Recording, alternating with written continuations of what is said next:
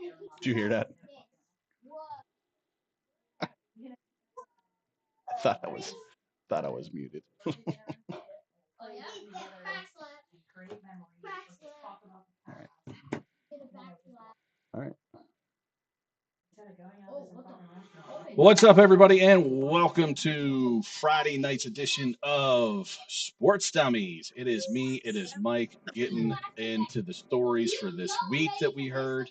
All kind of news coming out of the NFL, but we're going to start right now. We're just going to start with the last game of the year for the collegiates.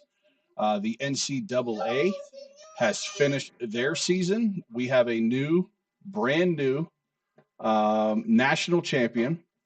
The first time ever in school history, your Indiana Hoosiers win a football national championship. For a lot of people in and around Indiana, you would probably think that this day would never come because Indiana is mostly known as a basketball state.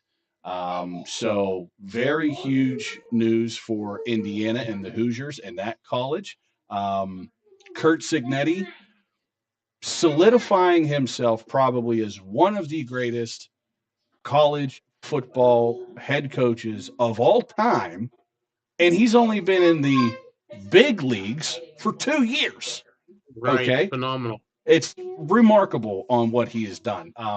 A lot of people have already said it is movie quality esque on what he has done with his program.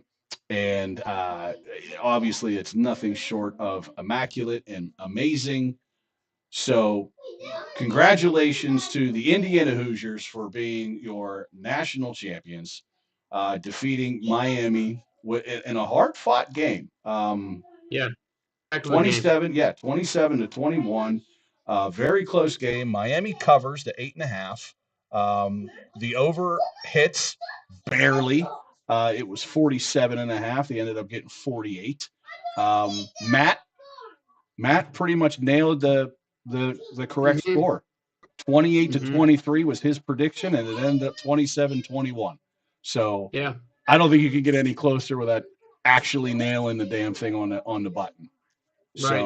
So kudos to him. Again, he kind of ran away with this super dog that we decided to do this year. Yeah, He he rated did. 208.5 points. He absolutely smashed it, and he's going to go down and claim that he is not a college football watcher, but this kind of proves to me that he sandbagged us. Is what he did. Yeah. Big Yeah, time. he sandbagged us. Big time. Listen, you don't live in Florida, in Miami, in Miami country without watching college football.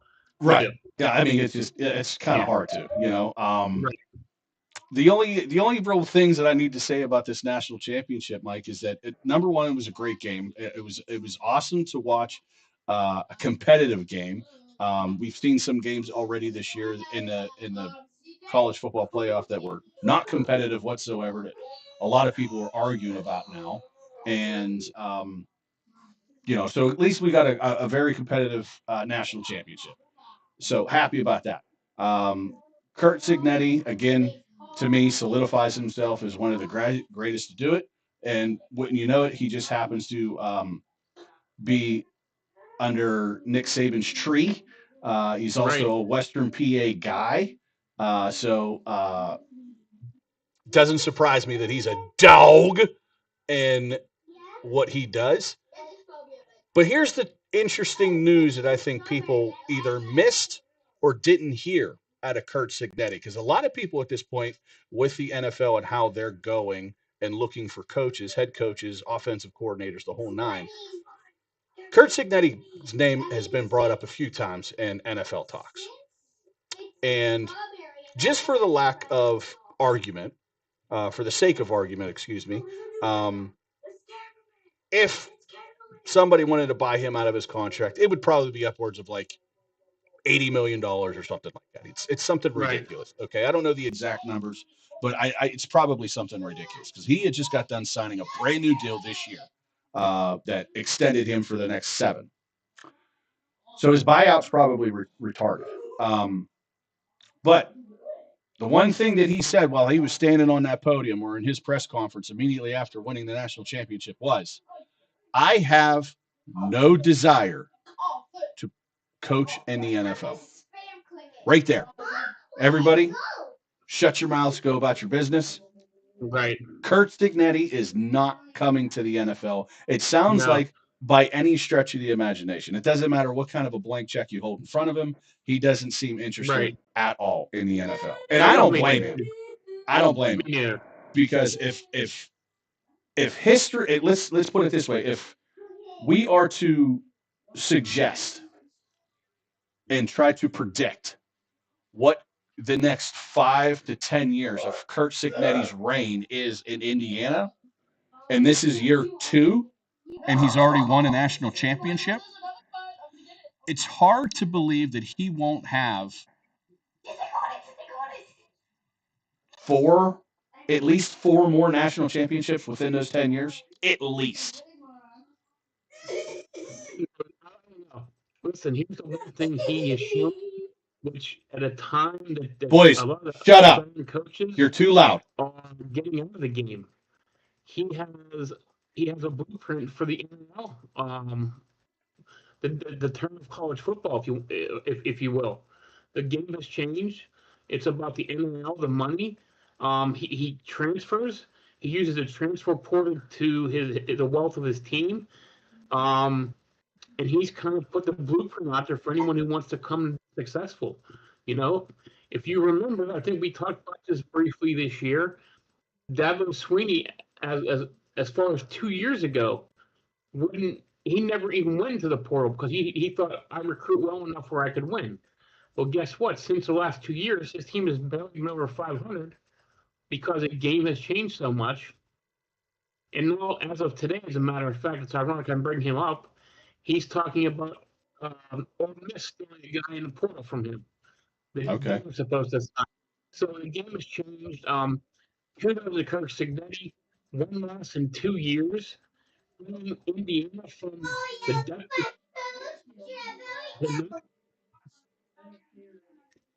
I can hear you, but the back. There you go. You know, what he's done with Indiana, bringing them from the depths of college football to a national title is unbelievable, amazing. Never thought I'd see it happen. Kudos to him. Kudos to his staff. And watching that game, I'm looking at the quarterback, 3 receivers, 3 defensive linemen, an undersized corner that all are going to be playing on Sundays. And he worked that NIL portal and transfer system to a masterpiece. So kudos, and it sucks the college football season is over, but it was just great to watch. It was the playoff was phenomenal. The championship game went down to the end. You know, and by the way, you and I kind of like this. No SEC teams. That's fantastic. So. Yeah, you know, the great thing about everything that I've just heard, and I'm going to touch on what you said about the guys that are going to be playing on Sunday, because ironically enough, there's some news that came out about that. Nothing major, shocking news or anything like that, but just some news.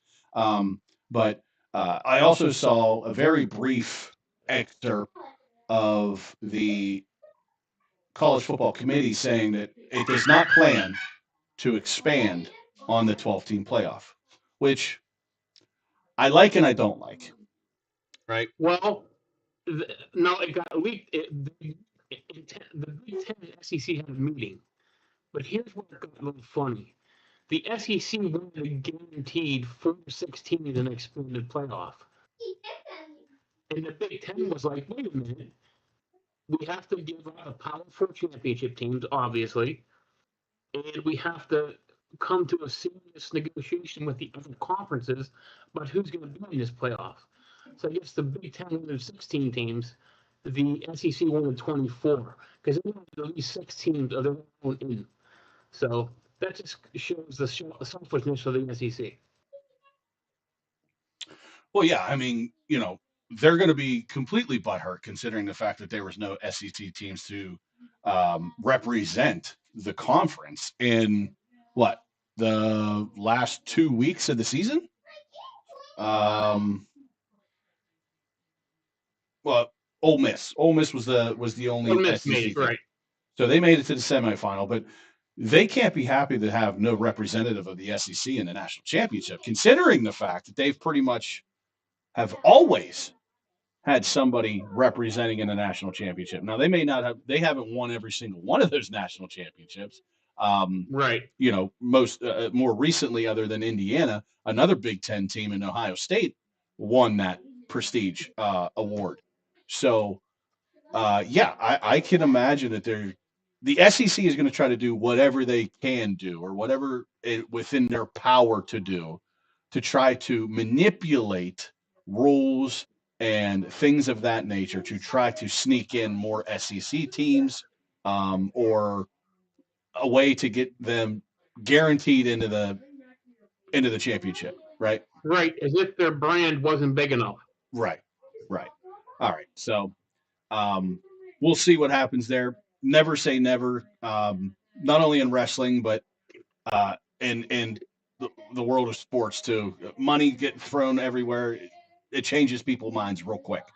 But the other news that I heard coming out of the national championship weekend was that there were some special viewers for the national championship, considering the fact that just yesterday, or it could have been today, I can't remember exactly, but Fernando Mendoza officially, even though it was speculated, but he officially declares for the NFL draft. Well, that's not a surprise, right? We all knew this was coming. It's not a surprise. It's also not a surprise or far-fetched to think that he's going to be the number one overall pick. Teams can still surprise you. Again, never say never.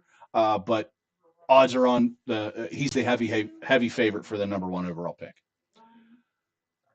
What's surprising is that the Raiders representatives, i.e., Mark Davis and Tom Brady, were in attendance of the national football, or not the national football, but the national championship, the college national championship.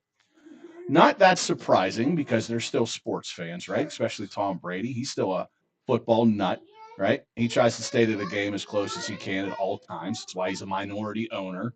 That's why he does commentating. He tries to stay close to the game as much as he can.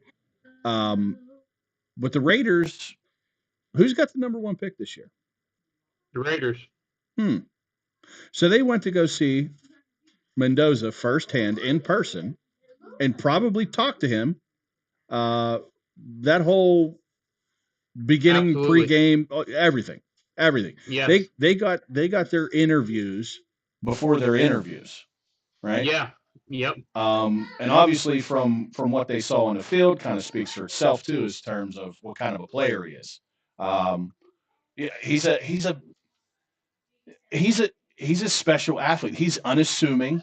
When you look at him, he doesn't look like a football player whatsoever, but he's hella smart. He's got the grit, the determination, that run to put them up, to take the lead. You know, he was not going to be denied. College football war right there. Yeah, he was not going to be denied. No, you know, that takes me back to when Tim Tebow did a similar thing in Florida when they were on the goal line. I think his nose got all busted up and stuff like that in the process. So yeah, I mean that's gonna be a play that is replayed over and over and over again for sports history forever. You know, so good for him, good for his family. Good luck to him in the future. Wish nothing but the best. Sounds like he's gonna have a fresh team to start with in Vegas, because that's where it sounds like it's going. Unless somebody comes up, not saying that anybody would, but unless somebody comes up like a Jets and offers 3 first rounds, not uncommon to do something like that. I don't know. The big rumor the last 2 days. The big rumor in sports right now, the most popular rumor going around. I saw it on ESPN. I saw it on CBS Sportsline. Are the Baltimore Ravens are going to offer them Lamar Jackson for the #1 pick? Because Really? yes, and I've heard this from 3 sources. I mean, on TV, in print, and I'm like, you have to be kidding me. And it makes sense only for this reason, because Baltimore kind of wants to start fresh. And Lamar Jackson is kind of like, he would be perfect with the Raiders. I mean, We've talked you about know, the perfect player for the Raiders, and it always ends up being those athletic, quick, right, fast guys that the Raiders have been right. notorious Now, for trying to go get those guys. right now, this is all hyperbole and rumors, but very interesting though. You know, the other thing that came out in the same breath, if you will, AJ Brown to the Bills was a possibility. And then there was one other rumor. It was kind of low key though. It wasn't not much steam, but that was the 2 big ones that were out there recently in the last 2 days, which I was kind of like, wow, okay, big rumors. We'll see what happens. You know, anything can happen. So Yeah, it'll be interesting to see with the AJ Brown situation as we kind of transition from college to the NFL now. Um, the AJ Brown situation, in my opinion, is very interesting in the fact that what was really the problem in Philly? Was it Jalen Hurts? Was it the offensive coordinator? Was it Nick Sirianni? Was it AJ Brown himself? right, right, Right? So there's a couple things there that you can say or cannot say, put your finger on. What was the real problem here? Um, I think everybody can say that Jalen Hurts didn't play up to his normal status this year. At least it didn't right. look like it from afar. Um, the offense obviously looked flatter than they did last year. They weren't as dynamic. You can take that with the new OC that they had this year. Um, and then Nick Sirianni and AJ kind of seemed throughout the year that they were on the odds too. Big time, big time. I don't Yes, know if Nick was trying to just like fire him up to say, hey, man, come on, this is a team. Let's go. You're in this. You got to be in it. You got to get on this. And was holding him to that higher standard. And AJ was just kind of like, dude, leave me alone. You don't know anything about it. Shut up. At which point it's like, hey, AJ, get that get that attitude out of here.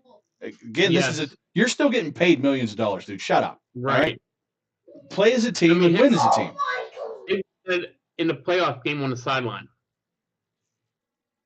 Exactly. That's my point. That was Yeah, one of the points I was making where, Nick's trying to tell him like, get your head in the damn game. And he's telling Nick, you shut up, you don't know anything about it. And it's just like, guys, you're still getting paid millions of dollars to play a game that a lot of people would play for free. right. Shut your mouth, quit being prima donnas, and we'll go out there and win the damn game. So the big rumor right now is Matt Nagy is the new offensive coordinator in Philly. So is that going to be enough for AJ to say, I want to stay? Because I don't give a shit what the damn numbers are and what the cap hit's going to be if they move him.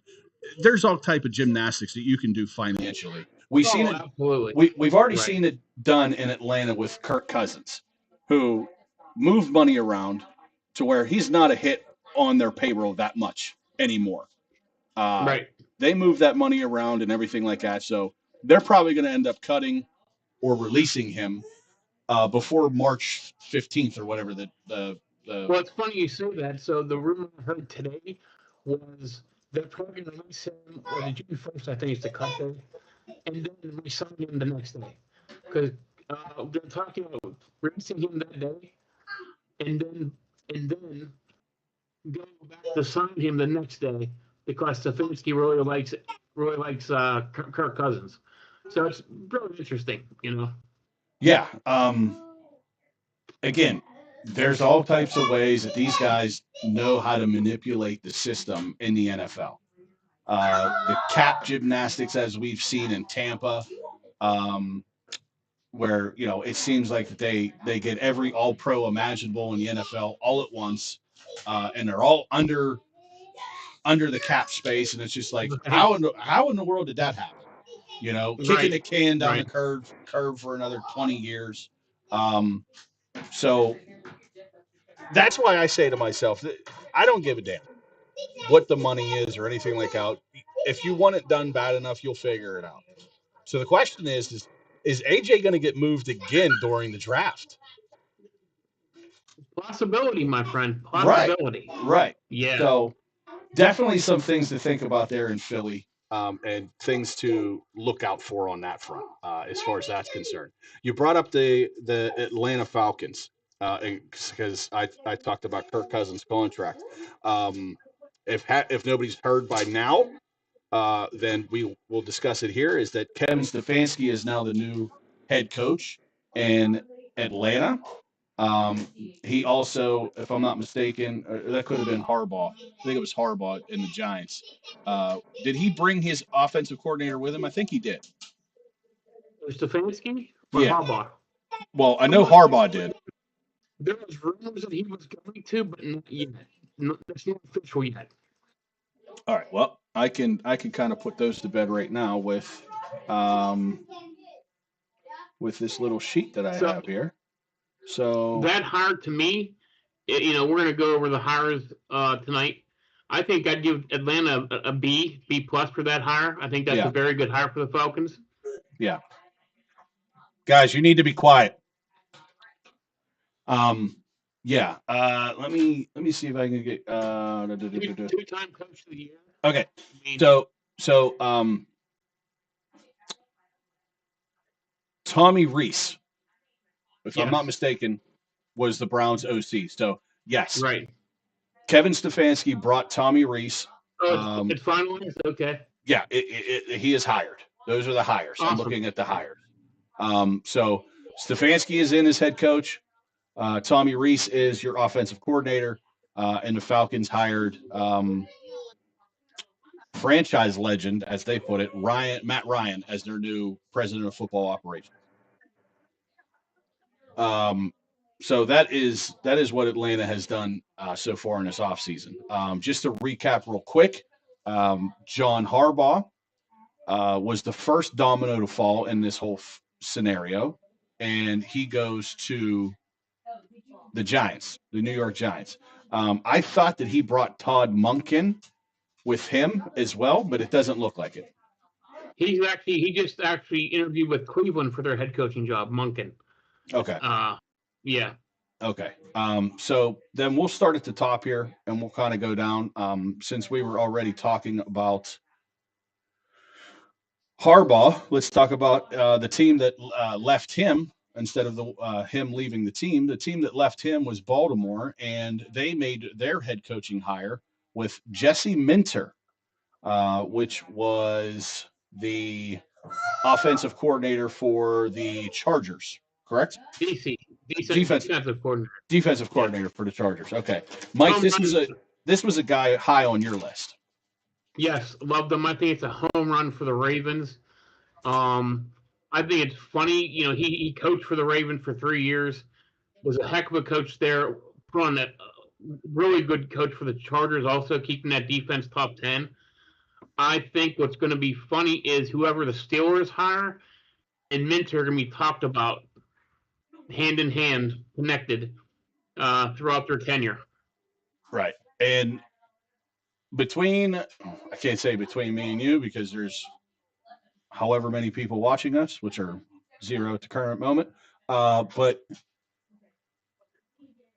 from what I am gathering, and again, going off of what past Steelers have done, our next head coach is not available to talk to anybody right now. Correct. Because he is still playing.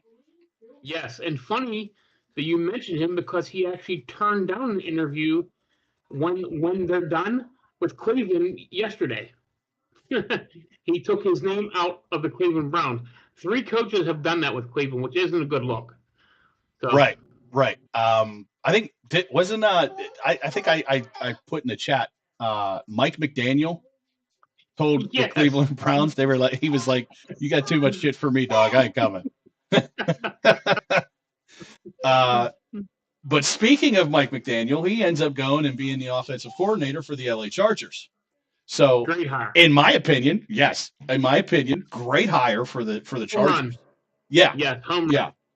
So we're talking about Atlanta being a B plus B graded average or graded, higher here. I would probably go maybe A minus, B plus. I'm with you. For the Chargers. You know what's funny? What do you think the marriage between him and Jim Harbaugh? It's kind of a weird marriage because you think of Jim Harbaugh as the running guy, the hard nose, but McDaniel brings that with him from his McVay tree, running the football. Look what he did in Miami, running the football. But Mike, again, if you're talking about Harbaugh being a hard-nosed runner, if you look at what McDaniels did in Miami with their running situation, right? He made their running backs top 10 in the league almost every year that he was there. Yeah, you think of McDaniel, you think of this offense as high-powered, but it's predicated on that running game. Right. And it fits right into what the Chargers want to do. And it just so happens that they have 3 good backs to lean on in Vidal, Hampton, and Najee Harris, right? Right. So he's going to have his pick of the litter down there, and it sounds like they're going to be in good shape. I jokingly told Matt, I said, well, it sounds like Herbert's going to finally be a top 15 quarterback. And he said, oh, you got jokes. Yeah, I loved it. So, great hire for LA in that regard. Another hire here that it didn't make huge waves because it wasn't a head coaching position. It was actually a defensive coordinator position. That's the Dallas Cowboys. They get Christian Parker as their next DC. So my reviews from what I'm hearing from the players, they actually pushed for him. A few knew him from just talking to other players around the league. A young guy. I think it's kind of they needed change in Dallas. So, that was evident. I mean, we saw the last 2 years with their defense; it was abysmal. Right. I don't know enough about the guy, but I'd probably say around the league, it was very complimentary. Everything I've read about them hiring him, so I'd probably give it a B minus. Maybe a solid B. But there's definitely something that Dallas needs. And what's ironic is the guy gets a step up from the passing coordinator position on defense and becomes the defensive coordinator of a rival team in the same division. So, right. Yeah, so he stays within the division. He knows what's going on, especially coming from a team that he used to coach at. So, a little bit of an edge there. So, we'll see how that marriage goes. Out of Tampa, they've made some moves. It sounds like it doesn't sound like it's set yet, but they are set to hire offensive coordinator Zach Robinson. And they stole one from Pittsburgh, Mike. Breaks my heart, but it is what it is. Special teams coordinator Danny Smith has left the Pittsburgh Steelers. His contract was up. It wasn't renewed. And he goes and joins the Tampa Bay Bucs as their special teams coordinator. I love Danny Smith, but let me tell you why this doesn't hurt as much as it should. He ranked in the bottom 4th of the league in terms of punt returns, kick returns. So I'm not too sure if I really care too much that he's gone. Thanks for your time.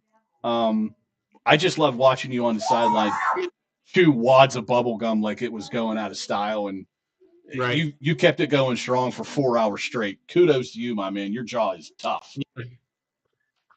I know the one thing that people were saying when he took the job, why Tampa got him, because if I'm not mistaken, the Steelers gave up the least return yard on punts this year, which I don't know if that means it's because of the kicker or him. So, I loved him here in Pittsburgh. Like you said, kind of a character, but good luck in Tampa. So Yeah, he's 72 years old. It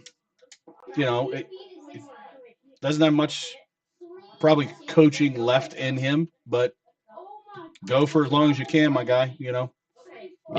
And good luck in Tampa. It's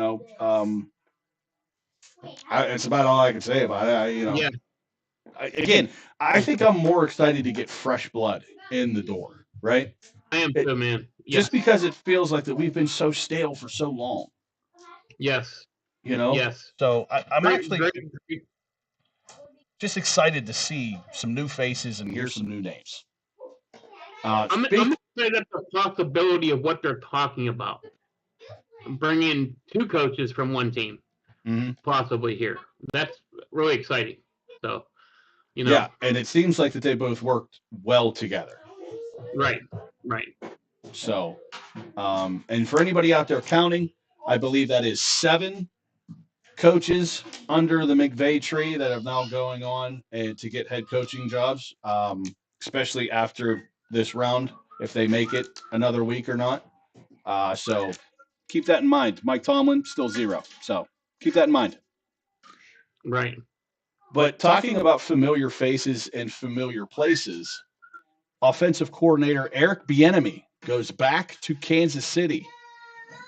By the sounds of what I heard on the New Heights podcast, an excerpt from the New Heights podcast with the Kelsey brothers, it sounds like Travis has pretty much exposed his hand, overplayed his hand, and said, I can't wait to see him back in the building, which indicates to me that he's going to be back for at least one more year.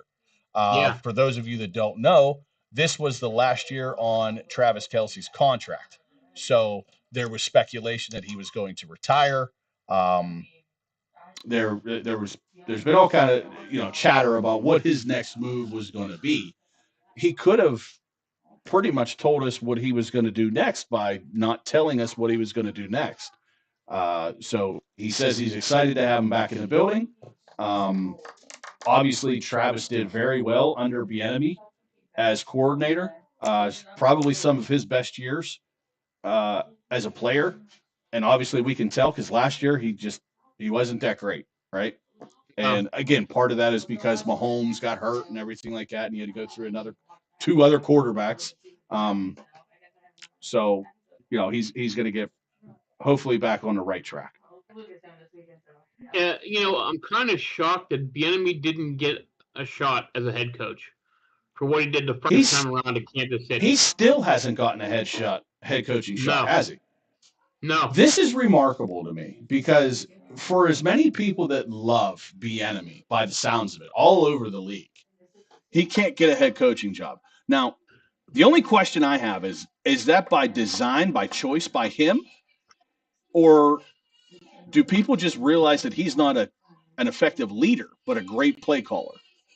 Well, I remember he had 2 head coaching interviews the last cycle when he left Kansas City, but that was it. So it wasn't like people were tearing down the door to interview him. I remember that. So, which is odd because, again, he's a great play caller. Yes, absolutely. So, yeah, again, very, very odd. Circumstances surrounding Bieniemy and his lack thereof of chances to be a head coach. Right. The next head coaching hire in this cycle, and this is, I don't know when this was updated. I hope it's the latest version, which I believe it is. So it was updated today at about 5:30 p.m. local time for us. But I had heard already, even though it says here the Titans are expected. Yeah, it's contract details. It's a done deal. Okay, that's what I figured. Yeah. So it's a 5-year deal, from what I understand. It's a 5-year deal. But Robert Saleh is the next head coach for the Tennessee Titans. I'm not sure how I feel about this. And the only reason why I say that is because it ended so badly in New York with him being the head coach. It did. Obviously he can be a coordinator. There's no doubt about that, right? But kind of like Bieniemy, is he a good leader? Is he a good motivator?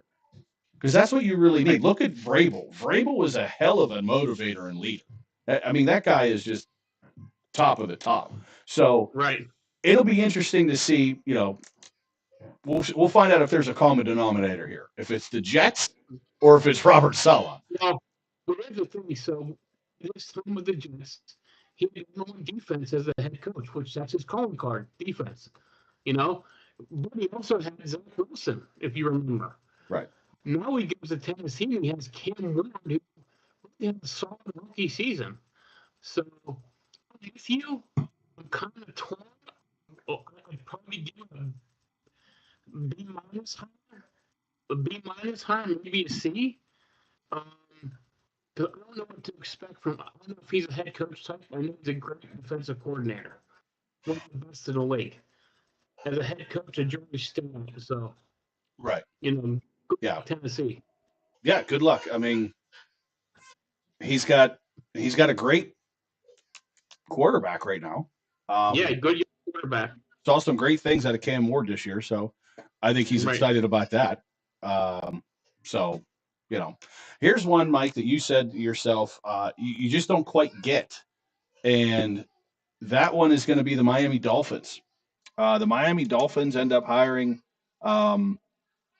Packers defensive coordinator Jeff Hafley as their next head coach. So they made some other hires. They got general manager John Eric Sullivan and special teams coordinator Chris Tabor. But the big story here is the head coaching position. That's Jeff Hafley. Why do you think, or why, in your opinion, do you not like this? Okay, so first off, they hired the GM first. He was from Green Bay. So him and Hafley were kind of attached at the hip. So basically, you're talking about a nepotism hire here. Okay. Right. But I'm going to go back further in Hafley's career. He was the coach of the University of Pittsburgh. Jeff Hafley was known to fall asleep at the office because he spent so much time there watching tape, which is awesome. Right? The guy puts in the work. So he's been around the college game, been around the pro game. But when he got his opportunity to become a head coach in the NCAA at Boston College, he failed miserably. He was 22-25 in 4 years at BC, and he followed two teams who won 14 games the two previous seasons. So the track record wasn't very good in Boston College as a head coach. And then his team, listen, in the NFL, his defenses the last 2 years have been top 10 with Green Bay. But towards the end of the year, they've always kind of flared out. So I didn't really understand the hire with Miami because he was only the second person they interviewed. They jumped on him. Again, once they hired the GM, it was almost a foregone conclusion that he was going to get that job. So before I even talked to some of my friends in Miami, they were like, what do you think about this guy? I said, I just think it's a bad hire. I know he was on the short list for, even the Steelers had him written down because he's a local guy, but I just don't like the hire in Miami. I just think he's one of those guys that I don't know, if you couldn't win in BC and bring talent in college, I'm not sure you can do it in the pros. Miami's going to need a rehaul, especially on offense. Right. So. Right. And there's even speculation that they move on from Tua too. So. Right. We'll see what happens there. Hey, listen, I'm just going to connect the dots right here, okay? You're talking about two Packer guys that are now down in Miami, and there's questions about their QB. Who was the back? I was going to say, who was the backup in Green Bay last year that's going to be on the market? Dude, I thought about that right away. I thought there was a reason why they made these moves, Absolutely. Yeah, definitely could be connecting the dots there, and Malik Willis could end up being down in Miami as potentially the new starting QB. Well, we'll see how that all goes. Again, guys can get moved in the draft and things of that nature. So, we're not going to write anything down until we have to. Here's one that the Detroit Lions made, and some people have called it the steal so far of the Yes. hiring cycles, and that is offensive coordinator Drew Petzing out of Arizona, who was their offensive coordinator for the past 3 years. People are loving this hire for the Detroit Lions, thinking this is probably the best hire, minus Harbaugh, basically. Um, so it sounds like Detroit could be back next year. Yeah. Offensively, Yeah. which they didn't do too bad this year, but obviously, no. Dan Campbell had to take over about halfway through the season and take over play calling, which they were on a roller coaster all year with that offense, right? It seemed like they were up and down all year long.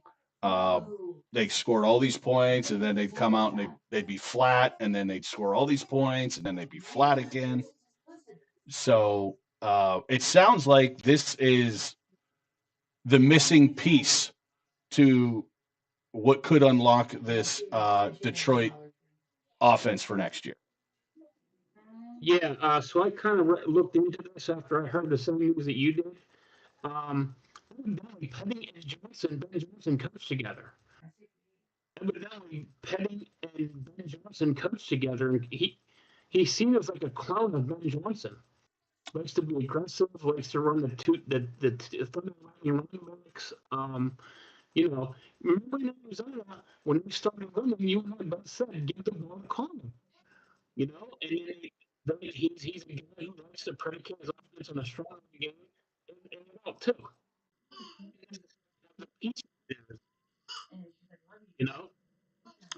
Yeah, we're having a little bit of hard time hearing you. You were actually okay, but your audio kind of bailed out on you there at the last little bit. 1 second. Yeah, I'll kind of fill in the gaps of what I think you were saying there. Is that the only downside of Drew? It seemed to have been that he didn't like to run the ball much. We talked about James Conner and giving him the ball and everything like that, but he didn't seem to do that. But now he's got two great backs in Detroit, which if I was him, I'd be salivating over the fact that you get these two backs as what they call Sonic and Knuckles up there in Detroit. So if you didn't like to run the ball in Arizona, you better figure out how to run the ball in Detroit, is from what I could tell, from what I see, from what I hear. So, but nonetheless, everybody around the league is saying that this is a great hire. So I'm not going to question it as of yet. We'll see how everything plays out when it plays out. Yeah, I'm with you. Okay, audio's better there. The next one here is the Washington Commanders. They signed offensive coordinator David Blau, which wasn't an outsider. He was an insider. He was promoted from assistant quarterbacks coach to offensive coordinator. So I like this promotion for one simple reason. Jaden Daniels doesn't have to learn a brand new system. He's coming off of a wicked injury. The last thing you want to do coming off of an injury and already being depressed and down on yourself because you couldn't finish out the year is learn a whole new system. And it may not end up being that way. Now, I'm sure David Blau is going to end up putting in wrinkles to the already existing game plan. But overall, I don't think he's going to, I don't think Blau is going to end up overhauling the entire offense. He's seen, obviously, what has been working for Jaden Daniels, and hopefully he'll expound on that. And again, add in new wrinkles to, hopefully get them a little bit closer and over the hump. I think that let me get your take on this. I think they were kind of out of sync the entire year because they dealt Brian Robinson Jr., who was their bell cow. They never truly had that guy to carry the load. They went with the rookie, they went with Rodriguez. They kind of mixed it up. You know, they did. And again, maybe it was deflating for the team, and they couldn't quite shake that. I don't know what it was, but that came out of left field. For yes, whatever the reason that was, which we still don't know the real reason. I thought by now we would have heard something. We heard right. nothing. It was just all of a sudden, hey, get out of here. You're out. We're shipping you out of here. Um, and he goes to San Francisco where he's barely used there. So again, I don't understand it. Yeah, It not, doesn't make sense. not only that, they had a week before the season, your Kyle Williams, he goes to San Francisco. Terry he's not half the year, you know. Just there was never any balance there. No, there wasn't So balance at all. no, No. Yeah, it was just weird. The timing of it was so off. You know, a fall from grace. You want to talk about a fall from grace? Boy, Washington hit that fall from grace pretty hard, going from what they were 2 years ago to this year. I shouldn't say 2 years, last year to this year. I mean, it was a completely different team, and they didn't seem like they lost really anybody offensively, except for Brian Robinson, obviously. But with the way that the NFL is nowadays, if you get a half decent back, you're pretty much plugging and playing the entire way through, and you're okay with it. right, You can make absolutely. you can make up for it. So, you know, Other surprising. news I don't Go know if ahead. you heard the other weird news I just heard before we came on. Uh-huh. Ex-Steelers defensive coordinator Terrell Austin is interviewing this weekend there. Oh, good. Take them. Get them out of here. Well, they're all gone, but I was just shocked that he even got a position. Yeah.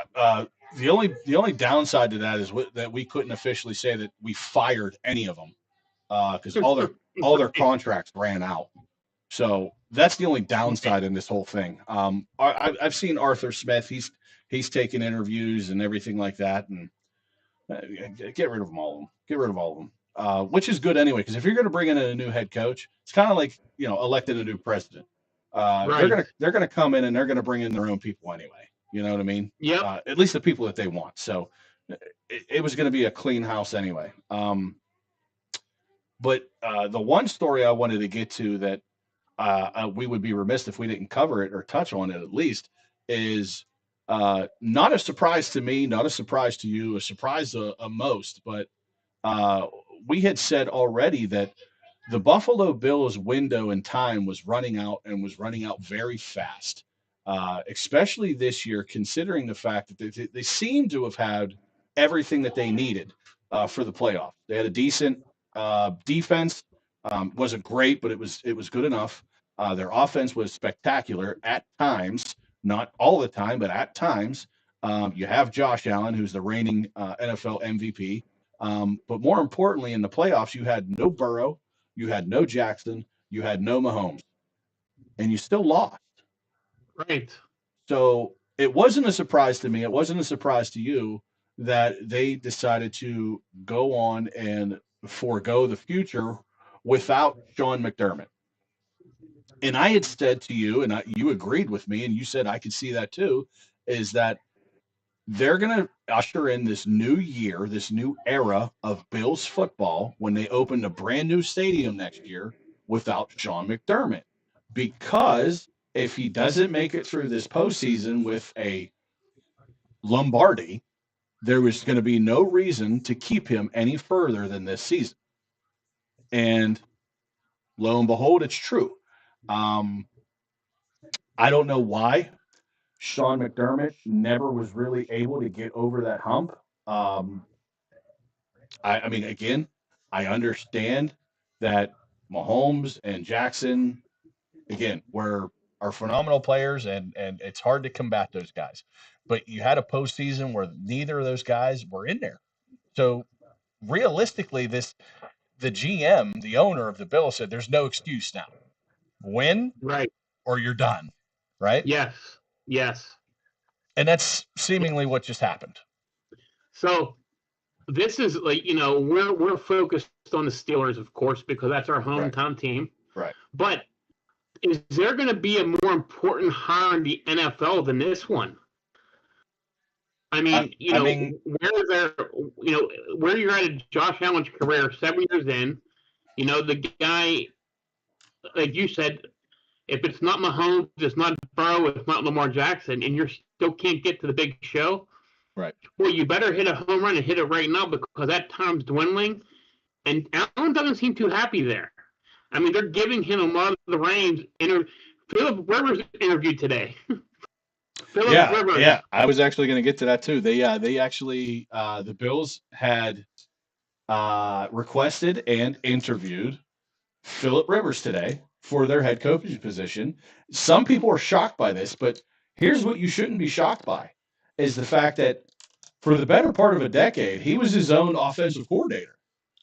And if you didn't know, now you know that he essentially, with him and Shane Steichen, came up with the entire offensive scheme for the Indianapolis Colts. Right. So when you take all that into consideration, it's not out of the realm of possibility that Philip Rivers will get a head coaching position or at least interviewed for one in the years to come. I don't see this being his last interview. Either. I don't. They're also. I've also been seeing a name floating around, and I can't remember it off the top of my head now. Maybe you will, but they as in Buffalo Bills, are looking to bring in a guy that they had a few years ago, that was their interim head coach, I think before Sean McDermott, and the name escapes me at the moment. Let me see if I know the two guys that I keep seeing pop up with them are Joe Brady, their offensive coordinator. Joe Brady was another guy that was getting looks all around the league, not just there. And another guy was Ubansky or something like that. I was going to say if you say the name, there's a good shot that I'm going to end up remembering who the hell it was. But he was a former interim head coach for them. I want to say right before McDermott got hired. They also interviewed Brian Daboll as well. Right. Oh boy, of course I'm not going to be able to find it. And it doesn't help that I don't remember his damn name. Yeah. Terry Bagula is their president. Oh boy.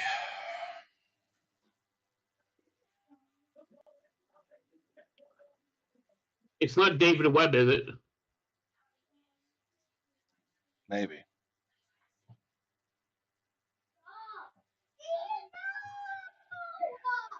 Anyway, I'll try to keep looking forward as we continue to talk here. But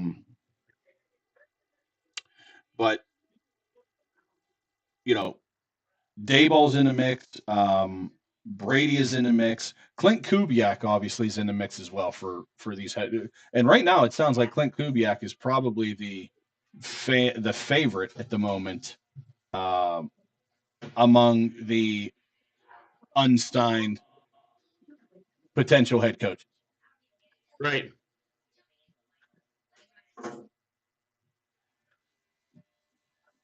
Yeah. Of course I'm not going to find one. No, it wasn't Leslie Frazier. Somebody else. It might have been Davis Webb.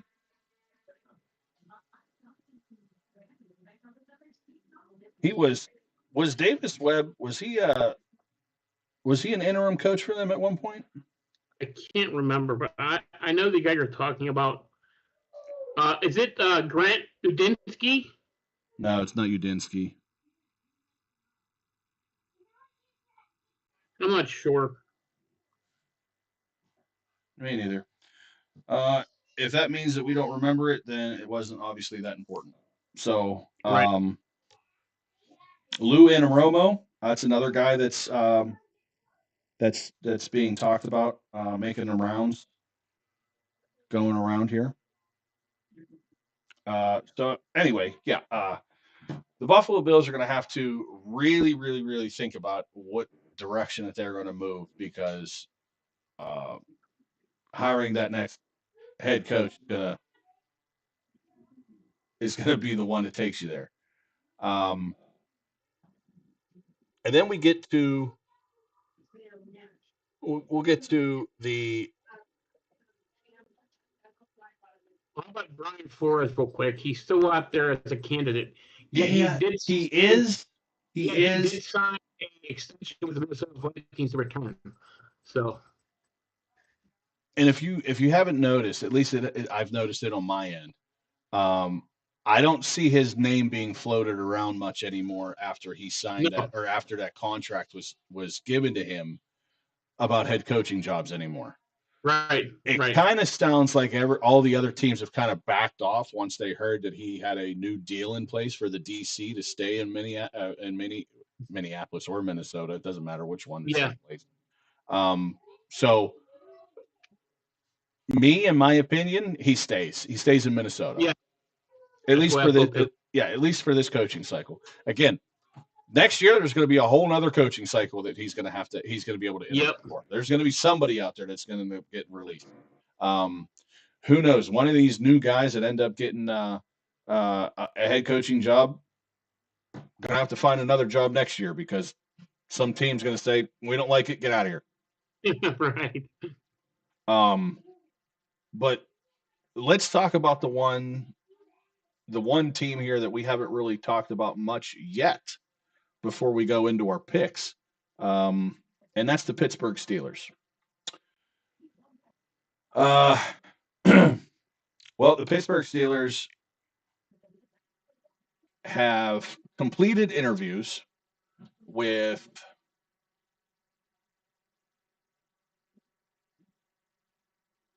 about 6 defensive coordinators so far.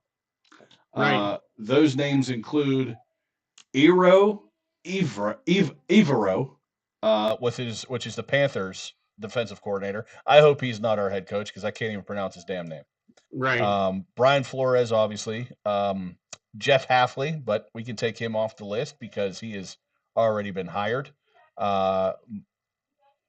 Jesse Minter, again, another one. Take off the list. He has been hired. Chris Shula, who is my opinion who they're waiting for. Me too. Yes. Shula, in my opinion, is the Pittsburgh Steelers' next head coach. With Nate Schulhaas is the offensive coordinator. Couldn't agree more. Absolutely. Anthony Weaver also has been interviewed, and he's actually been interviewed twice. Both Schulhaas and Shula also have been interviewed and completed, but for all intents purposes are not gonna take a second interview at the moment because they have their own stuff to deal with right now because they're still in the playoffs. They're going for the NFC Championship game right now. But yeah, I think we're both on the same page right now, Mike. Nate Schulhaas, which is a great name for Pittsburgh. Great name. Great name for Pittsburgh. And Shula as our next head coach, which if you follow what the Pittsburgh Steelers like to do, at least in the last, 60 years? Yes, 50 years. Yes. 60 years. What they like to do is they like to hire mid-30s defensive coordinators. Well, it just so happens that Chris Shula is a mid-30s guy, and he's a defensive coordinator for the LA Rams.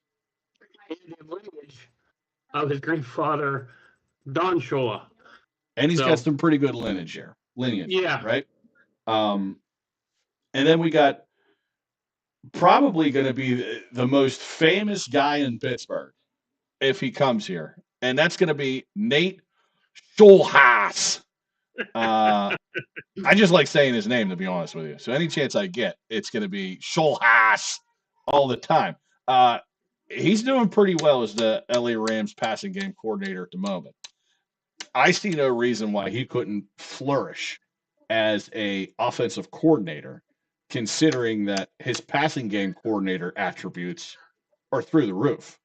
Um, Probably one of the highest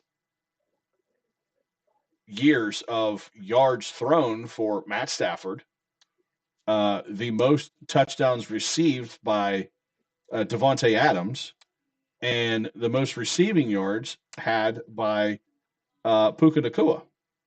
Right. And the exciting thing about him is, in his career, he's known for developing young talent, also at quarterback. Which is fantastic because we just so happen to have a very young quarterback in our locker room at the moment who, in my opinion, could be the franchise quarterback. I see the potential in the kid. He's big. He's got the size. Uh, he's gotten the the lessons learned by sitting behind a four-time NFL MVP in Aaron Rodgers. The kid said Right. he has notebooks stacked up of things that he has learned and passed down from him from Aaron Rodgers. Speaking of Aaron Rodgers, a lot of controversy and rumors is that the Steelers are looking to hire Mike McCarthy. Mike, I know how you feel about this because you don't like recycled head coaches. No. I think it has been reported, or at least talked about, that the word has come from the horse's mouth that Aaron Rodgers is not opposed to coming back to the Steelers for one more year. Right.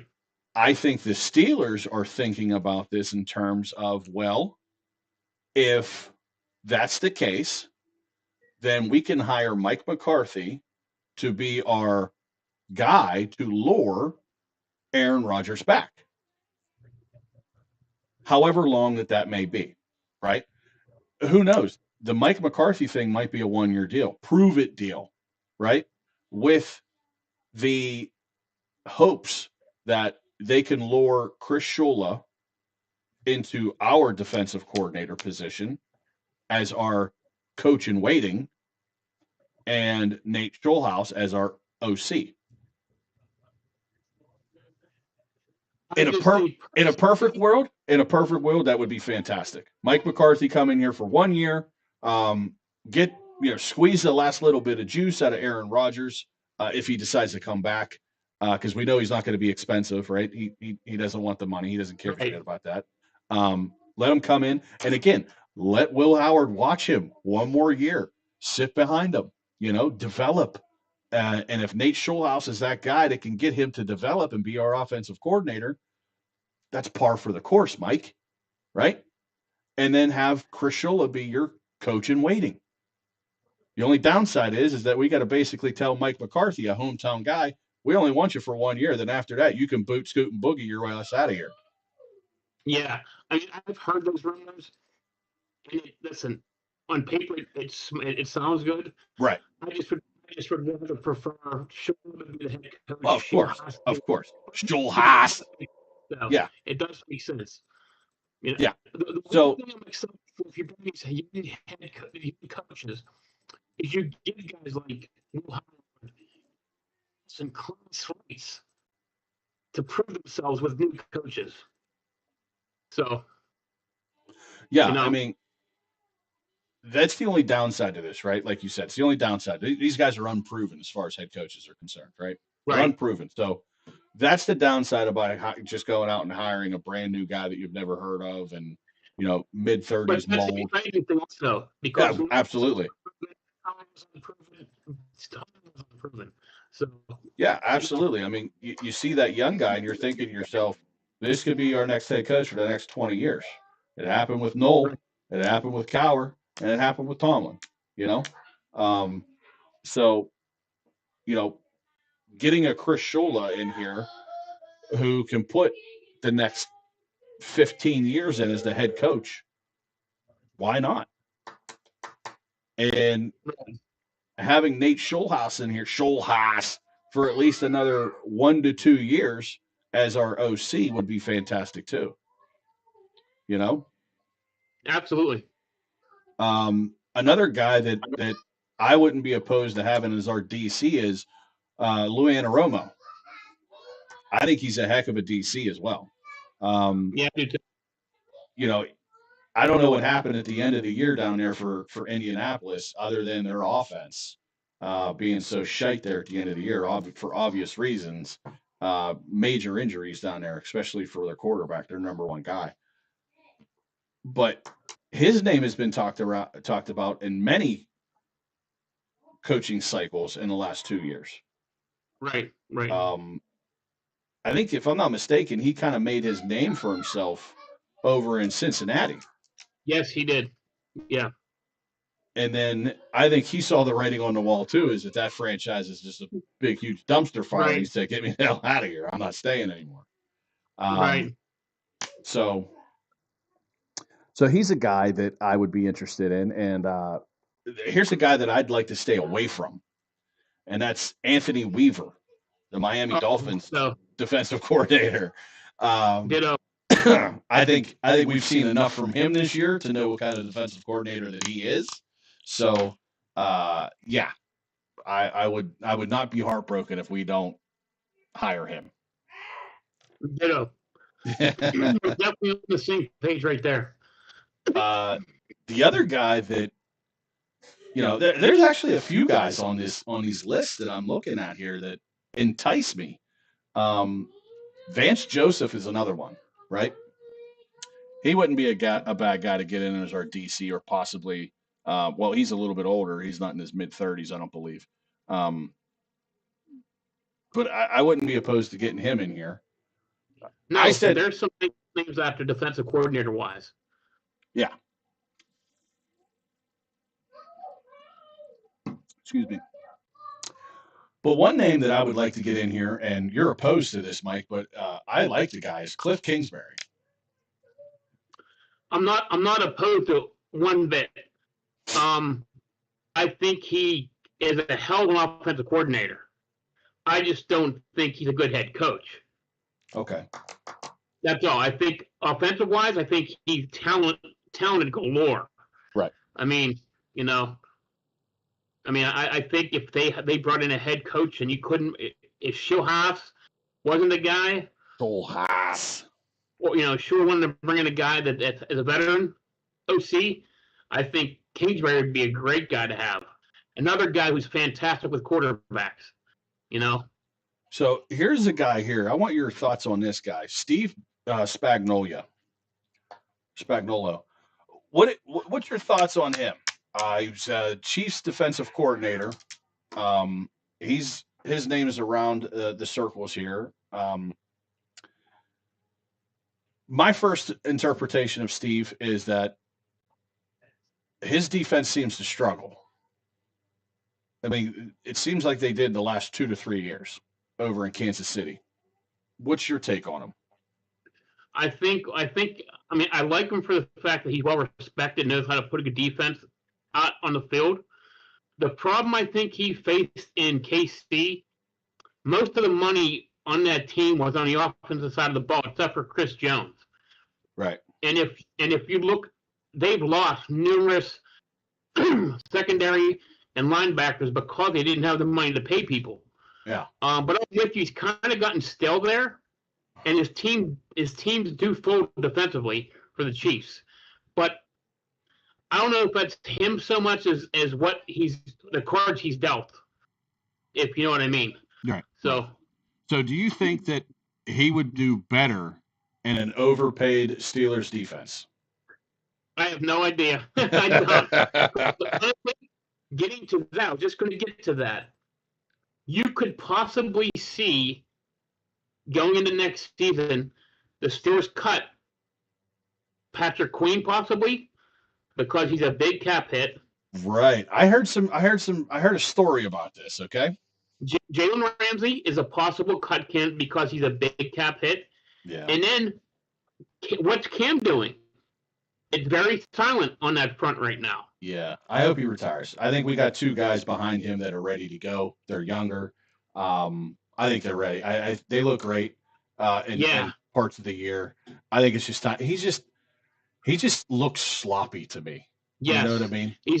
he's $19.5 million against the cap next year. Right. And you have I just, Harmon, yeah, you have Donovan, and you have White Black back there. So I Mhm. think it's time for him to move on.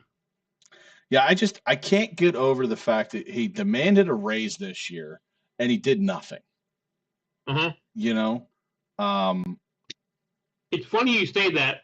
Yet he was named to the All Pro Bowl, yeah, which I'm like, and I think the only reason why he was named to the Pro Bowl because the other three guys in front of him are still playing, and they don't want to play no right. more. You know Well, what I it's a mean? popularity contest too. Yeah. So So it is a popularity contest. The Pro Bowl has turned into a popularity contest for sure. Um, yeah, I can see some cap casualties happening. Obviously, Jalen Ramsey, I wouldn't be surprised if he reworked his deal to stay in Pittsburgh. It sounds like he likes the culture here. Sounds like he likes the city here. He likes the history here. Hard nose, hard hitting. He likes that stuff. That's who he is as a player. Um, the Patrick Queen situation stuff is interesting to me because the stories I've heard is that he was put in positions where he never should have been. right. And that was because of Tomlin's defense. Yes, I've heard the same thing. So have we been too critical of Patrick Queen because we knew who he was before he got here, which was an all-pro linebacker. And then he comes to Pittsburgh and he quote unquote shits the bed.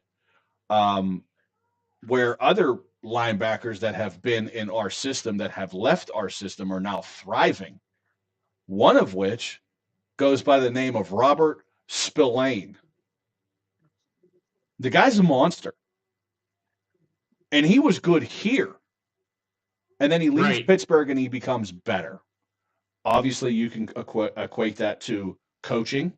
Somebody out there is coaching him because he left here, he went to the Raiders, and he was good at the Raiders.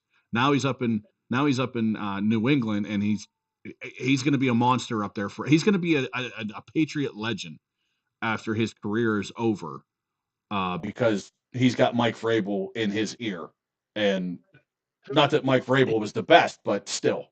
No, but Spillane and Vrabel kind of like the same player. Right. I mean, which is scary. Right, exactly. That's my point too. So are we being too critical of Patrick McQueen because I think he's a better player? He's just been in a system that's hampered his abilities.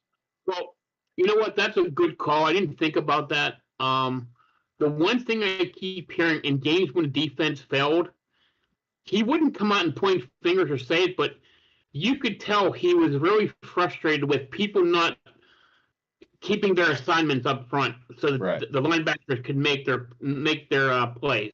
Right. If there's one player I was very disappointed with, we signed, who was supposed to be a run gap stopper, thumper, that Malik Harrison never did anything for us. He was a bust for us. Whereas Queen made plays. Right. It seemed like being the play call of the defense, he saw things that we as in the public didn't see that clearly, where he knew where guys weren't filling the gaps. So that's a good call. We'll see. Here's another thing I've thought about, which is interesting. So we have all these veterans on our defense, and they all were. We want to play for Tomlin. We love Mike Tomlin. What's the culture going to change when a new head coach comes in and changes everything, adds new wrinkles? Are they going to be up for it and go all balls out, or is there any pushback? It's going to be very interesting. I know they're all professionals.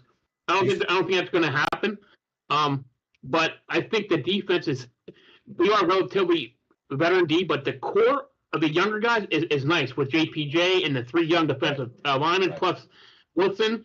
So I think I like everyone just has to get on board. The talent's there on defense. That's all. I mean, right. No, I got what you said there at the end there. So yeah, we have a good core, like you said. We have a great core of players that we have, the young guys that we have. with Herbig and Wilson, um, the guys up front, with PJ Yaya, Highsmith.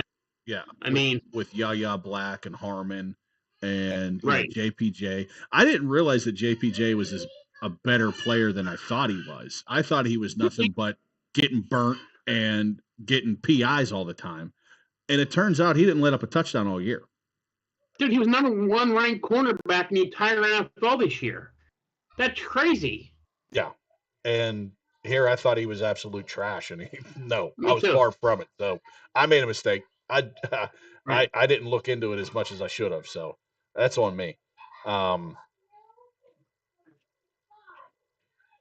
Again, that's another from watching the game because of flags are on him. Right. But I don't remember him getting play. You know? Yeah. Look back on it, you know? There was a guy here that I.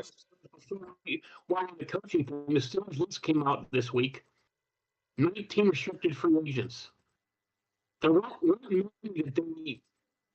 So 19 restricted free agents. That's basically saying that they're allowed to talk to teams, but the Steelers get the final say. Right. The only a few names came out to me that we could look at. Guys like Kelvin Austin, Kyle Duggar. Yeah. That's about it. I mean, all the rest were backups, you know. Yeah. Kyle Duggar, I would hope that they would work around, and make an honest effort to keep. He did well for us coming right into the system, and played pretty exceptional as far as I was concerned. Calvin Austin, I just don't know with him. Right? He's not a number 2. No, he's not. He's a good slot guy. He's a great slot guy. I wouldn't mind keeping him for a slot guy, but I'm also not going to pay him a ton of money. No. So I that's probably one where I'll say, okay, go and see what you're worth on the market or what you think you can get on the market. Come back and, we'll see if we want to match it or go above it or just let you go. Right. I think that's probably one of the things the Steelers are going to look at, and they're going to say, we don't know what you're worth.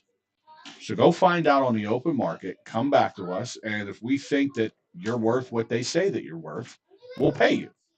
And if not, good luck. Right. Yeah, I mean, the only other interesting names I saw on the list were like Spencer Anderson. Right. Guys that are special teams guys. I mean, nothing major. No. I heard some other guys. Mouse Killebrew, I think was I don't know if he's restricted. He could be an unrestricted, but I think Ben Skowronek is on that list too. Yeah, Skowronek, he's another one. You can let him go if you want. Scotty, I think Scotty Miller was another one. Yeah. Let him go. But Miles Killebrew, he's been like the number 1 special teams guy the last 2 or 3 years. Right. I wouldn't want to let him go for whatever. No. The only thing you got to think of him coming back from a major knee injury. Yeah. That's all. Well, it seems like every year somebody's coming back from a major injury. Right. So, right. The big thing now is it's not the knees anymore. It's the Achilles. How many? Yes. This is crazy. In the last 2 to 3 years, how many times have you heard somebody go down with an Achilles injury? Probably over a dozen, right? More than knees, honestly. That's what I'm saying. That's my point here in the next segment here. Well, not next segment, but in the next conversation topic here is that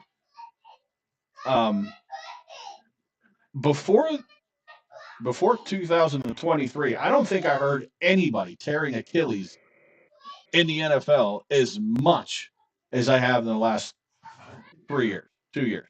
No, you're right. Yeah. It's nuts. Right. It's crazy. Yeah. I just. And how many times have we saw it on national games where guys get tackled, you see an Achilles just tear. Oh, just you know pop. What I mean? Yeah. Just pop.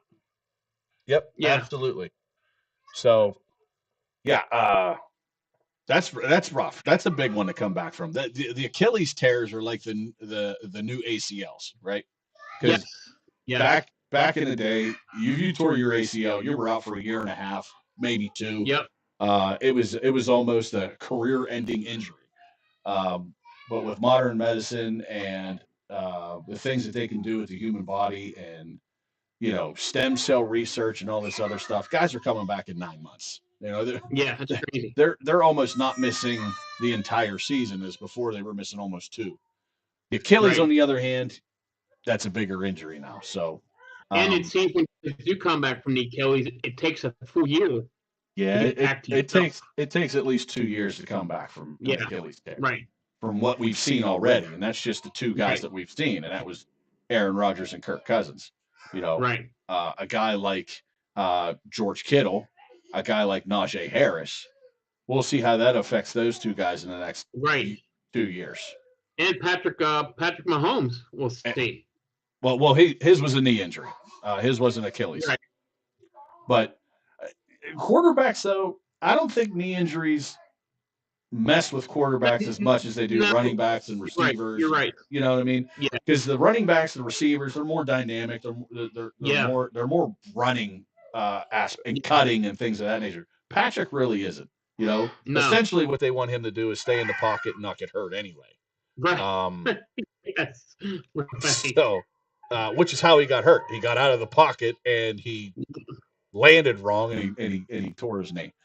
Yeah. So, but wrapping up the coaching carousel, the news and latest, the tracker on the stuff. We're gonna dive into what basically what we're here for, and that is to pick the NFL conference games, which these lines have been moving quite a bit, um, especially the New England and Broncos game over the last couple of days here. Right now, I have them steady at 4.5. It actually opened at 4.5. I actually thought this was at 5.5 at one point, but I'm seeing that it was always 4.5. So it's kind of surprising to me. The only thing that's gone up is the over under, and it went up by a point. So the New England Patriots go into the Denver Broncos Mile High Stadium to battle it out for the AFC Championship. And the Denver Broncos are going to get 4.5 from the Patriots, and the over under is 42.5. The largest line ever for a home team in an NFL playoff game championship. Yeah, I think the only other time that this has happened in history was in 1976. The LA Raiders coming into Pittsburgh to face the Steelers after winning 2 Super Bowls. The Steelers were on a two Super Bowl streak at that point, and the Raiders were getting 4.5, and they ended up winning that game 24-7, 21-7, somewhere around. No Franco, no Rocky, Bryce on one leg. Yeah. So that's the last time that this happened, right? So the second seed. No Bo Nix, man. Wow. Yeah, that's tough. Let's talk about that real quick, right? Bo Nix on the second to last play of overtime goes and tries to make something out of nothing on an inconspicuous run.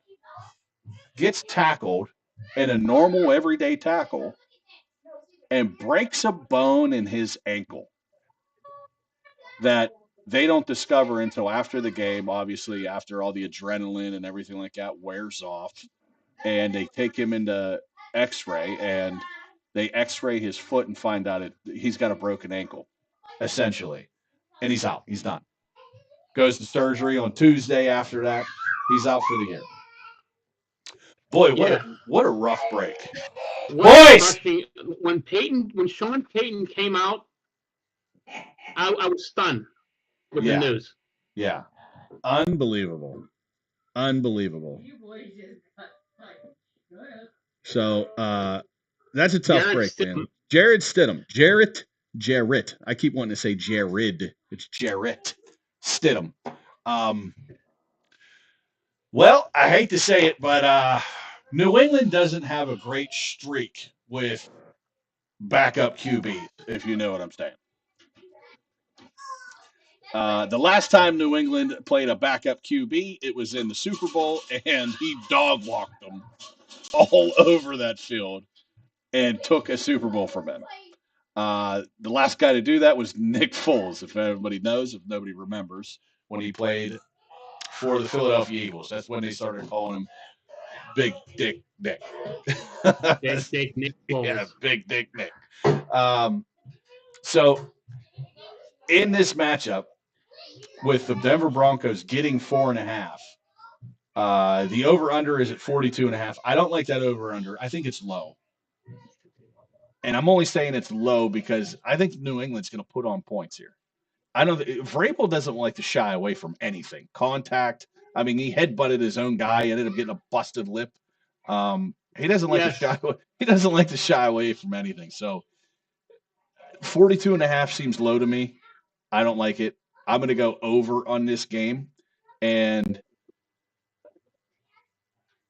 this is a new New England Patriots. And I don't think they're going to have a problem with a backup QB this time. I'm going to lay the points. I'm going to take the Patriots. They're still my team. They have been since the beginning of this playoff run. We had already predicted at the beginning of this year that we thought that New England was going to make a run this year. They were going to be way better than they were last year. Our prediction has come true at this point.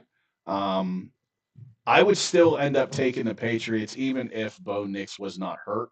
Because again, other than last week, which, hey, welcome back Denver Broncos and scoring over 30 points. I didn't think they had it in them, but I think New England's a much better team. And I still think they're a much better team. So yeah, I'm on the Patriots. I'm on the over. So I really want to take Denver. I really do. But it's coming down to the most important position on the field, quarterback. Absolutely. And Drake May is an MVP candidate. And Jarrett Stidham was drafted by the Patriots and played 8 games his entire career. I think Sean Payton will have Denver ready, but I just don't think it's going to be enough in this game. I'm taking New England, but I'm going to go the under. I'm going to go the other way. So you're going to take the points you said? I'm going to take New England. Oh, okay. But you're going to give the point. Yeah, I'm going to go the under though. Okay. As much as I do want to take Denver at 4.5, I just can't. You know, the only upside for both of these teams right now is that the only upside for all 4 of these teams right now is that neither one of these teams are going to be in an area where they're supposed to be impacted by 18 plus inches of snow. Right. You know, Denver's not supposed to get anything as far as I know, but it's still going to be in Denver. I think the temperature I saw was around the mid 20s. Right, typical Denver weather. Yeah, typical Denver weather, especially this time of year. You can't expect anything better than that in Denver and Mile High. So, yeah, 23 degrees. But in Seattle, it's supposed to be even better. 44 degrees up in Seattle. But if this was in New England, boy, woo! Oh. They would be calling in the Bills fans to come and help get that stadium unburied. Yeah.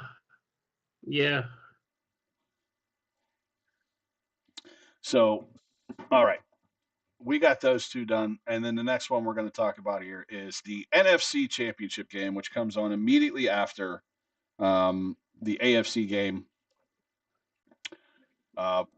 Speaking of which, you can find that AFC game on CBS or Paramount Plus, wherever you like to watch. But the 5th seed, LA Rams, are going to take on the 1 seed, Seattle Seahawks. The Seahawks are going to give 2.5. And the over-under is set at 46.5. Now, I saw some numbers. I saw some discussion about these two teams, but I wasn't really paying attention that much. Go figure.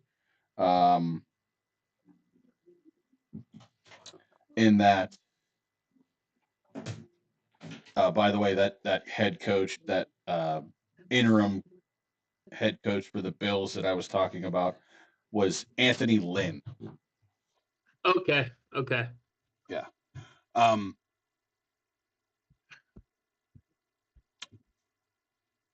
the last time that these two played on a Thursday night, they walloped that over under.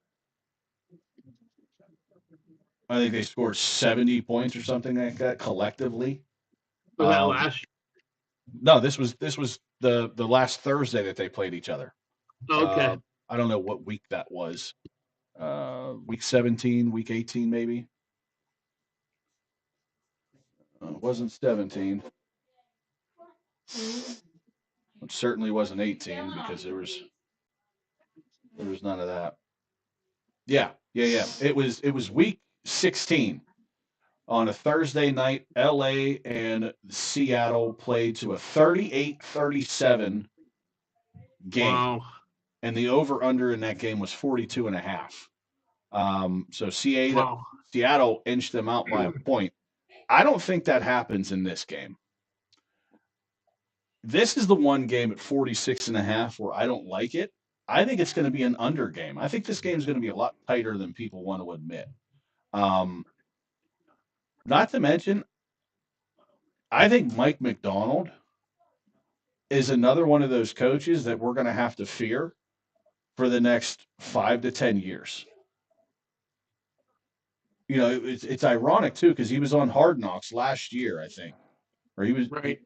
That he said, "Hey, look, 12 months from now, look where you're at. 12 months from now, we're going to be playing in the NFC Championship game, and they're going to have to come to us, and they're going to have to play in our weather, in our stadium, and our fans." Well, it happened 22 months later because he said that last year, and here we are this year, right? So the Rams are going to get 3.5 or 2.5. But I think Seattle wins this by a field goal. Wow. So you already see where I'm going. Seattle covers this game, and I'm saying it's going to be under. I'm seeing this game as a 20-23 game or a 24-21 game. So I'm on the Seattle Seahawks, and I'm on the under. You're going with your boy. Sammy D. Sammy D. You're good. Oh, you're going with your boy Sammy D. I'm going with Mike McDonald. That's who I'm going with. I think I'm not saying that that Sean McVay is not a better coach or an inferior coach to Mike McDonald. I just think Mike McDonald has got a lot to prove that he is for real when it comes to head coaching. And it almost seems like there's those team of destinies, right? You always talk about the team of destiny in a way. I just don't feel that coming from the Rams. Right. I don't. Well, good point, because I think both of their wins in the playoffs, they snuck by. I mean, right. You know, they weren't the dominant team that we. And at the end of the year, they weren't playing good football. No. You know. No, I think they got favorable matchups when their matchups came, and they were able to, again, put it together enough to eke out those wins. Seattle, to me, though, they almost feel like a team of destiny at this point, kind of like New England. So I'm looking at a New England versus Seattle Super Bowl. Wow. And just for the record, I think since 2013, the AFC participants for the championship game, for the conference championship game, has either had the New England Patriots or the Kansas City Chiefs in it every year since 2013. Wow. Wow. Wow. Well, I'm going to stick to my guns here. I'm going to Okay. stick with the team that I thought would make it since day one. And listen, I love what you're saying about Seattle. I could see where it is. I think this is the best matchup we're going to see. These two teams played two great games, a 1-point win by the Seahawks and a 2-point win by the Rams. I'm just going quarterback matchup. Will Sam Darnold become Sam Darnold again? Well, That's my worry. I'll tell you this much: he is officially off the injury report. He is good to go. Right, no oblique injury anymore. That's correct. And Seattle is getting a couple guys back as well. I'm going to go with the guy who I think is going to win it all this year and run into the sunset and retire. Give me Matt Stafford and the Rams, and give me the over in a 27-23 Rams win. Okay. So if it comes down to the running game, Seattle is going to probably run away. If it comes down to the running game. Here's the thing, though. Remember, Charbonnet is done. Right, and that's my point. My point is that Charbonnet's out, so most of that load is going to Walker the third. Right, which he can carry that load. He's a hell of a running back. Which he did last week, and he did it phenomenal. Right. He just absolutely blew the doors off of that San Francisco defense. Right. Yeah, that game was they dominated from start to finish. So that's basically what I'm getting at in this point.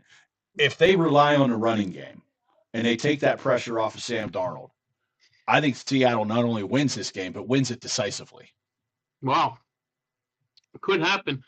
Seattle arguably has the best defense in the league. We're up there with Denver and New England. I mean, they're right there. The Rams have a good defense too. But, if it's all even at the end of the game and there's no turnovers, I think Seattle does win this game. Right. I just think that Seattle does cough the ball up. And Darnold, I'm not saying he has a bad game, but I think in crunch time, I think he'll throw a pick to lose it. Okay. So I'm going with the Rams and the over. And I'm taking Stafford to, put his Batman cape on one last time before the Super Bowl and win it for them. Okay. So then the last that we have to do is give me your defensive touchdown. Man. Give me the Rams. Okay. Give me the Rams with the defensive touchdown. I'm kind of stuck right now because the obvious answer is the Patriots, right? Right. That's the obvious answer because Jarrett Stidham is. I'm so close to taking Denver. I want to take Denver, but Stidham versus May, I just can't do it. Right, and that's why the easy pick is New England, right? But I'm not going to take the easy pick here. Okay, Mike, I'm going to stay in the same game you are. But I'm going opposite. I think Matt Stafford blows it and throws a pick six. And that's going to be the difference in this game. Wow. Wow. Ballsy call. Kudos right there. That's why I preface it with the easy decision would be to go with New England, but I'm going the hard way. You know what's funny though? I think Denver could stay in that game with their defense. Oh, of course. But here's the bad part. Or actually, it's not for Denver. It's actually for New England. Their top linebacker's out. I know. I saw that. So that's going to hurt. That's going to hurt the middle of that defense. So definitely. There was speculation that J.K. Dobbins was going to come back for this game. That's not the case. He's not going to be able to come back for this game, so he is out. But you still got R.J. Harvey, who has done exceptionally well filling in for Dobbins. He has. So if you're looking to expose any part of that defense at the moment, it's up the middle. So again, here's another situation. Here's another situation where you can take the load off of Jarrett Stidham, off your quarterback, and run the ball. And if you can run the ball, you control the clock. Right. Denver could do that, but Good. maybe New England ends up, filling the box and saying, we know that you're going to try to run. We want you to beat us through the air. See if your quarterback can beat our secondary, and may the best one win. Right. You know what? I wouldn't be surprised by that. Because I know, what's his name, coaching New England, isn't afraid to be aggressive. No, that's for sure. No, Vrabel's not a. No, he headbutted his own damn player with a helmet. Right. I mean, right. That's what really excited about he's not scared. Games. Right. No, I'm really excited about these matchups. I wish Bo Nix was in there, but we kudos to the script writers for the NFL, man. They put on a hell of a show this postseason. They've done exceptionally well. Postseasons we've ever seen. Mm-hmm. The games have been phenomenal. I mean, yeah. So, man, thank you, script writers for the NFL. You guys, you guys have done your job so far. Let's finish strong here, huh? And hopefully, from what I can tell, we're looking at a New England and Seattle Super Bowl, which is going to be in Santa Clara. Right. Oh, so wait a minute. So if the Rams win, they have a home game? Essentially, the Rams are further north, right? That's San Francisco's field. That's right. Yeah. Yeah, San Francisco. Yeah, okay. So Santa Clara in the Bay, that's where the Super Bowl is held at this year. It's the first time it's been in an outdoor stadium in, I think, like 5 years or something like that. Yeah. So that'll be interesting too. Hopefully that there's no weather, but if there is, that'll be awesome too. Because when was the last time we've seen that? But yeah, so still essentially you're looking at a home playoff or a home field advantage for Seattle or the Rams. Yeah. Because either one of these teams, New England or Denver, they got to travel.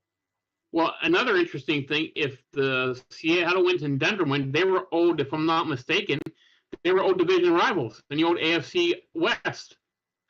Seattle and Denver. Yeah. Back when Jim Zorn was quarterbacking for the Seahawks. So they played each other all the time. Yeah. Seattle and Denver. So interesting. Oh, well. Forward to it, though. Looking forward to the games. Sure. I'm looking forward to it too. Especially if we're supposed to get snowed in, like they keep calling for. It's going to be awesome to watch some Saturday football. Yeah.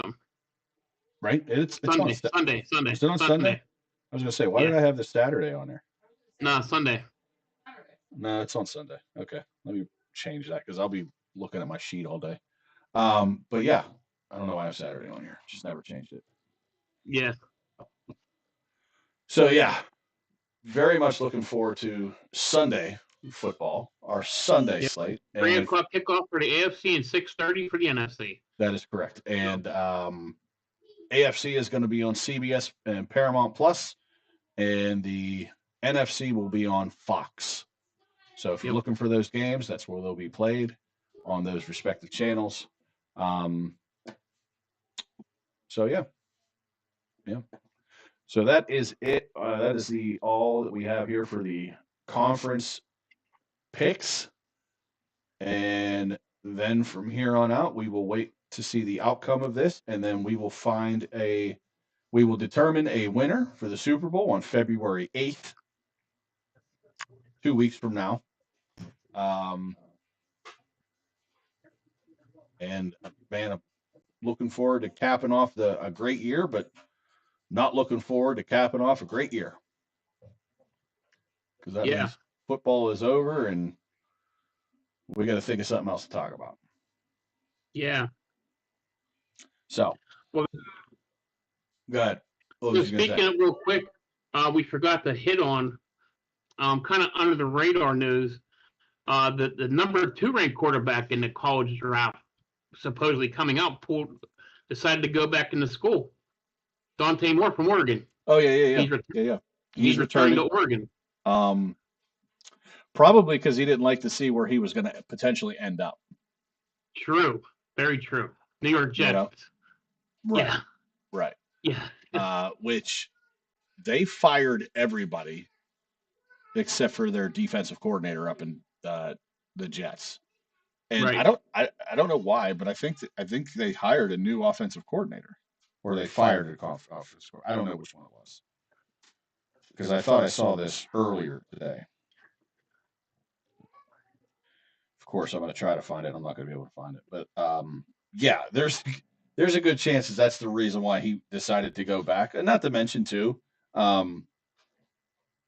he's going to make more money in college right now anyway, and he doesn't have to come out. You know, he doesn't have to come out. And okay, I'm sorry, it's the other way around.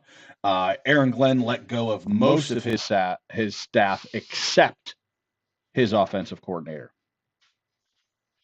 So I had that. Okay. I had that backwards. But yeah, he's going to make more money staying in the college than he would by coming out and being a pro, and he doesn't have to come out yet anyway. So I mean, why not go back, have some fun, try to win a national championship. Just stay where you're at, though, for God's sakes. Don't try to jump ship again. Right. You know, these guys don't build a program anymore. You know, but I mean, I guess that's just the nature of the beast. It is. Yeah. Yeah. Point. So. Yeah. Nothing really you can do about it. But yeah, hopefully these games are great. Everybody stay warm. Stay warm, stay inside. Stay safe. Don't go out unless you have to. Schools will probably be closed on Monday. I mean, we're basically planning for it here. Yeah. You know, so yeah, make sure you go to the store tomorrow. It sounds like that's your last opportunity to get to the store and buy all your milk, breads, eggs, toilet paper. Listen, we were laughing about that. I didn't know that snowing means you had to go to the bathroom. Okay, I didn't know that. Yeah. So yeah, you know, I'm sure the 17 rolls that you have in your house now will probably be okay to last you 2 days, an extra 2 days. Okay, I don't think you need to go buy another 36 pack. What did you put? You bought 6 cows or something? Oh yeah, I said that. I said I just got back from the store from getting 67 rolls of toilet paper. That was great. 17 loaves of bread and 8 cows. I needed 6 to milk, 1 to butcher, and then 1 I want as a pet. As a pet. Yeah. So I'm making sure that I got all my bases covered over here. The only thing I didn't get was my chicken coop. That was it. Right. To make sure I get fresh eggs every day. Yeah. Oh man. So good stuff. Yeah, the only downside about this weather that they're calling for, you know, is all over the board. First of all, it started out at I think at 4 to 6, and then it went to 6 to 8, then it went to 8 to 10, and then 10 to 12, and then 12 to 18, and I mean, again, they don't know. But here's my take on it, right? Don't tell me there's snow coming when they're only calling for like 2 inches of snow. Okay. Right. Only tell me snow's coming when you're expecting us to get hammered like 94, right? Right. Yes. Like 2 feet of snow. That's when you tell me snow's coming. Otherwise, you're wasting my damn time. Right. Right. And Mother Nature, let me just tell you something too while you're listening, okay? When it comes to winter, dump all the snow. Don't give me these little trickles. Dump all of it. Okay?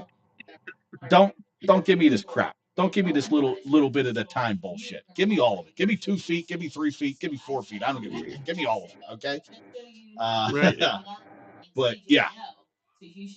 The problem is though is that the temperatures are going to be cold, very very cold. Yes. Brutally cold. Yeah. Yeah. And the downside of that is that the snow is going to be around for a while. It's not going to melt anytime soon. It's not warming up anytime soon, by the way. No, it's not gonna get any colder. Here we go. J-Ram 1, hockey, soccer, rugby, Winter Olympics, World Cup weather. There you go. There you go. Yep. Perfect. Speaking of the Olympics, good job there, J-Ram. Speaking of the Olympics, I'm pumped. Winter Olympics are right around the corner, buddy. February 6th.